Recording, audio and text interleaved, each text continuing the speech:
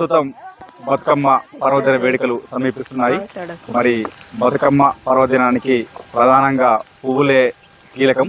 మరి ఇందుకోసం మన ముల్కందూరుకు చెందినటువంటి ఊసకోయిల ప్రకాష్ గారి క్షేత్రంలో ఉన్నాము.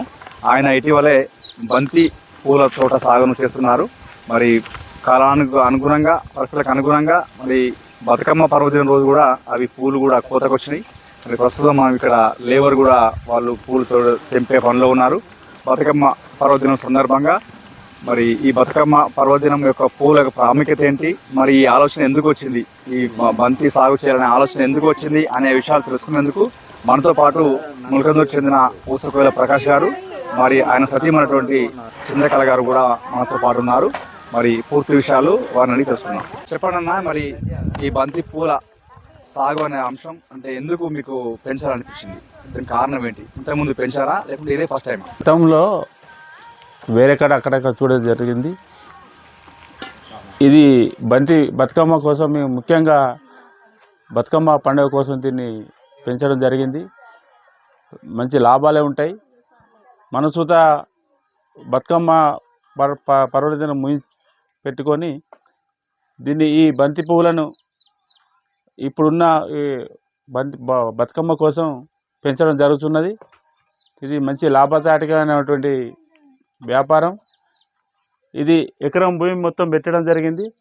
రెడ్డును గ్రీని ముఖ్యంగా ఇది మొత్తం 3 నెలల పంట. బాగా లాభం బాగానే ఉంటుంది. అంటే ఇప్పుడు ఈ బంతి సీడ్ ఎక్కడ తెచ్చారా మీరు? సీడ్ ఇది కరీంనగర్లో తెచ్చినాం. కరీంనగర్ అంటే మొక్కలా లేకుంటే నారు? అక్కడ మొక్కలు గింజలు తీసుకొని అక్కడ నర్సరీలో పెంచి అక్కడ నుండి ఇక్కడ తీసుకొచ్చి ఇక్కడ పెట్టడం జరిగింది. అంటే ఒక ఎకరము మనము బంతి సాగు చేయాలంటే ఎన్ని కిలోల గింజలు అవసరం? దాని కాస్ట్ ఎలా ఉంది? ఇది 18,000 గింజలు. పెంచడానికి 8,000 తీసుకున్నారు. మొత్తం ఇప్పటి వరకు 70,000-80,000 రూపాయలు ఖర్చు అయింది ఎకరానికి. ఇప్పుడు మనం సేల్ అంటే ఎట్లా అమ్ముతున్నాం? కిలోకి ఎంత ధర? కిలోకు 60-70 రూపాయలు అమ్ముతున్నాం. అంటే ఒక ఎకరాన మనకి ఎన్ని క్వింటాలు దిగుబడి వచ్చే అవకాశం ఉంది? ఇప్పుడైతే ప్రస్తుతానికైతే ఒక 2-3 టన్నులు వస్తుంది. మళ్ళీ దీపావళికి 2 టన్నులు వస్తుంది. తర్వాత సంక్రాంతికి సుత 2 టన్నుల నుంచి 3 టన్నులు వస్తుంది. మొత్తం మీద ఎన్ని కాలపరిమితి ఎంత? కాలపరిమితి మినిమం 6 మంత్స్ ఉంటుంది. మంచిగా దీనికి ఫర్టిలైజర్ కానీ వేయడం, పురుగు మందు ఇట్లా కొట్టుకుంటా అంటే సేమ్ మనం ఎట్లా టైంకి ఎట్లా తింటున్నాం వాటి సుత అట్లా ఫుడ్ అందియాలి. బాగానే ఉంటుంది. మరి అంటే మీకు సేలింగ్ ఎలా ఉంది?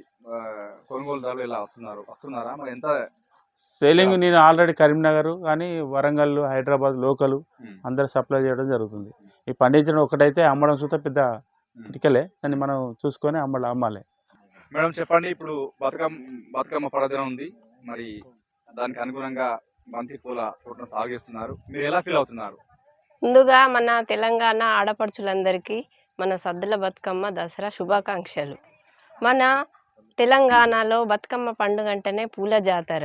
మన ఆడపడుచులకు ఇది పెద్ద పండుగ. మీరు ఇంతకుముందు బతుకమ్మ ఆడేటప్పుడు బయట పూలు కొనుగోలు చేసేది, ఇప్పుడు మీరే ఉత్పత్తి చేస్తున్నారు.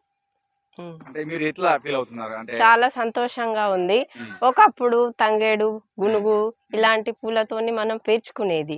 ఇప్పుడు ఎక్కడ చూసినా కూడా తంగేడు పువ్వు, గునుగు అలాంటిది ఏది కనబడట్లేదు. దానికోసమే ఈ బంతి పూల సాగు చేసినాము. ఇప్పుడు పూలు అమ్మడంతో పాటు కొంతమందికి ఉపాధి కూడా కల్పిస్తున్నారు. చాలా మాతో పాటుగా ఇంకో 15 మందికి ఉపాధి కలిగిస్తున్నాము. ఇదండి మన ఊసకోయిల ప్రకాష్ మరియు వారి సతీమణి చంద్రకళ గారి యొక్క బంతి పూల సాగుపై వారు వివరించారు. మరి బతుకమ్మ సందర్భంగా వారికి కూడా ప్రత్యేక ధన్యవాదాలు. థ్యాంక్ యూ అన్న. Thank you madam.